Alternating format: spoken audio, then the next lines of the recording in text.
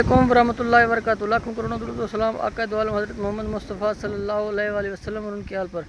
अच्छा, कौन से मुशीरान हैं जो कि गवर्नमेंट को ये मशवरा देते हैं कि आप गंदम का रेट कम कर दें, आप काटन का रेट कम कर दें, आप राइस का रेट कम कर दें, आप मेज़ का रेट कम कर दें।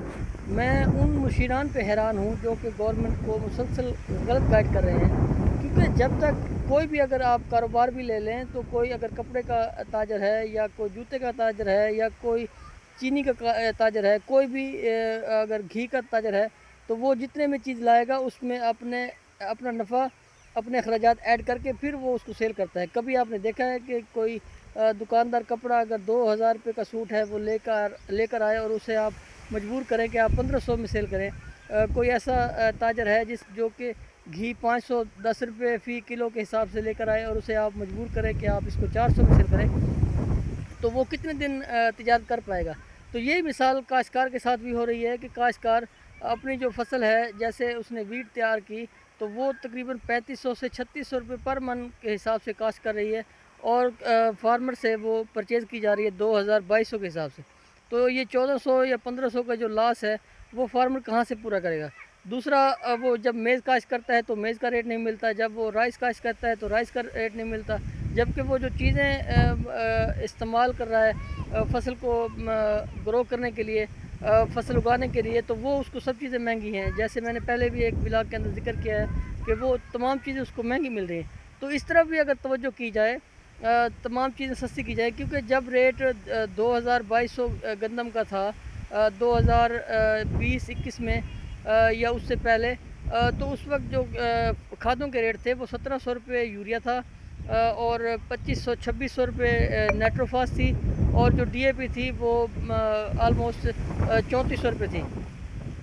तो मैं समझता हूँ कि ये जो अब डिफरेंस है रेट, गंदम का आप नीचे लेके आए हैं, लेकिन खादें अब इस वक्त 12,000 रुपये डीएपी है, 8,000 रुपये पे आपको नाइट्रोफास मिल रही है और 4500 रुपये आपको यूरिया मिल रही है। तो आप देखें रेट, जो चीज़ों के रेट हैं, जो काश्तकार की ज़रूरत की चीज़ें, वो सब महंगी हैं, क्योंकि वो एक ताजर के हाथ में है और आप ताजर को कंट्रोल नहीं कर पा रहे, जबकि आप काश्तकार को बआसानी आप कंट्रोल भी कर लेते हैं और उसके ऊपर अपने फैसले इम्पोज भी कर लेते हैं। तो मेरी गवर्नमेंट से गुजारिश है कि आप खुदारा कोई सब्सिडी दें या कोई ऐसा लाएअमल इख्तियार करें, चाहे वो फर्टिलाइज़र की कंपनियां हों या आपका बिजली के रेट्स हों या डीज़ल हों, इनके ऊपर कोई ऐसा मेकनिज़म तैयार करें, ऐसा कोई लाएअमल इख्तियार करें जिससे फार्मर को फ़ायदा हो, ये कम रेट में मिले और फार्मर फिर आपको 2000 या 2200 में आपको गंदम दे सके।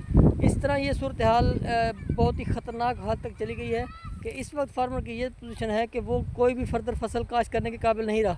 जैसे हम बारहा इस बारे में बात कर रहे हैं कि फार्मर अगर मज़ीद फसलें काश्त ना कर पाया तो ये फूड सिक्योरिटी का मसला खड़ा हो जाएगा, क्योंकि आप देखें कि इस वक्त 25 करोड़ की आबादी है जिसको फार्मर दूध भी प्रोवाइड कर रहा है, जिसको गोश्त भी प्रोवाइड कर रहा है, गंदम भी प्रोवाइड कर रहा है, इसके अलावा राइस भी प्रोवाइड कर रहा है, इसके अलावा मकई भी प्रोवाइड कर रहा है, काटन भी प्रोवाइड कर रहा है, सब्जियात भी प्रोवाइड कर रहा है, लेकिन फार्मर का कोई भी पुरसान हाल नहीं है। तो लिहाजा कोशिश करें ऐसा ना हो कि फार्मर मुकम्मल तौर पर ही हाथ खींच ले और कोई भी फसल काश्त ना करे, क्योंकि आप उससे ज़बरदस्ती फसल काश्त नहीं करवा सकते किसी भी सूरत में आप, क्योंकि उसकी ज़मीन अपनी ज़ाती मलकियत है या वो ठेके पे ले रहा है। अब सूरत हाल ये है कि ठेकेदार जो थे वो भी ज़मीनें छोड़ के भागते जा रहे हैं, और जो ज़मीनों के मालकान थे वो पहले ही काश्त करने के काबिल नहीं थे, वो जो ठेकेदार काश्त करते थे अब वो ठेकेदार भागते जा रहे हैं। तो अब ये सूरत हाल है कि वो ज़मीनें फारिग पड़ी हुई हैं। तो लिहाजा गवर्नमेंट से रिक्वेस्ट है कि कोई बेहतर लाएअमल इख्तियार करें। सिर्फ आप 3 साल से मुसलसल ही फार्मर को लॉस होता जा रहा है, वो सब्जियात में भी लॉस कर रहा है, वो मेज़ के अंदर भी लॉस कर रहा है, वो वीट के अंदर भी लॉस कर रहा है, वो तमाम फसलात के अंदर लॉस कर रहा है। तिली का जो रेट था पिछले साल वो कोई 18 से 20 हज़ार था, लेकिन पिछले साल उसकी जो तिली है वो 6 से 7 हज़ार में सेल हुई है, और वो भी काश्तकार ने लगानी छोड़ दी है। इस दफ़ा तिली की भी काश्त नहीं है। तो मैं समझता हूँ कि बहुत ही गंभीर सूरत हाल है। इसके ऊपर गवर्नमेंट को सीरियस होकर सोचना होगा, क्योंकि ये जो 5,000 रुपये एकड़ का दे देना या आपने 10,000 के हिसाब से सपोर्ट कर देनी कि आप फसल काश्त कर लें, इससे मसले हल नहीं होंगे, बल्कि आप प्रॉपर तौर पे कोई लाएअमल इख्तियार करें और फार्मर के लिए बेहतर सोचें। क्योंकि ये जो सूरत हाल है, अब जैसे ही आगे फसलात نہیں آئیں گی, لوگ کاشت نہیں کریں گے, تو جب آپ کو باہر سے امپورٹ کرنی پڑیں گی تو پھر آپ کا جو امپورٹ کا بل ہے وہ بہت بڑھ جائے گا. پہلے ہی ہمارا امپورٹ اور ایکسپورٹ کا جو بل ہے اس کے اندر کافی زیادہ ڈفرینس ہے. تو لہٰذا ان چیزوں کو جو ہم خود یہاں پہ کاشت کر سکتے ہیں وہ کاشت کروائیں, تاکہ گنا بھی زیادہ سے زیادہ کاشت ہو, میز بھی کاشت ہو, کاٹن بھی کاشت ہو, ویٹ بھی کاشت ہو, تاکہ ملک کے اندر ایک اسٹیبلٹی رہے اور فارمر پراپر طور پہ کاشت کرتا رہے اور فارمر زندہ رہے. کیونکہ فارمر کا زندہ رہنا بہت ضروری ہے. اگر فارمر ڈائی کر گیا, فارمر مر گیا, تو آپ سمجھ لیں کہ ملک کے اندر بہت ہی زیادہ کرائسس آ جائے گا. کیونکہ آدھے سے زیادہ تو فارمر اس وقت مر چکا ہے.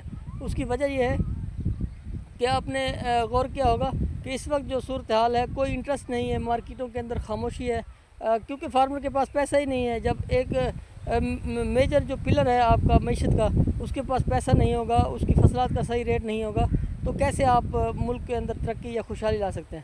تو لہٰذا مہربانی کریں اور فارمر کے اوپر توجہ دیں. فارمر کو جو ریکوائرڈ چیزیں ہیں وہ سستی کریں.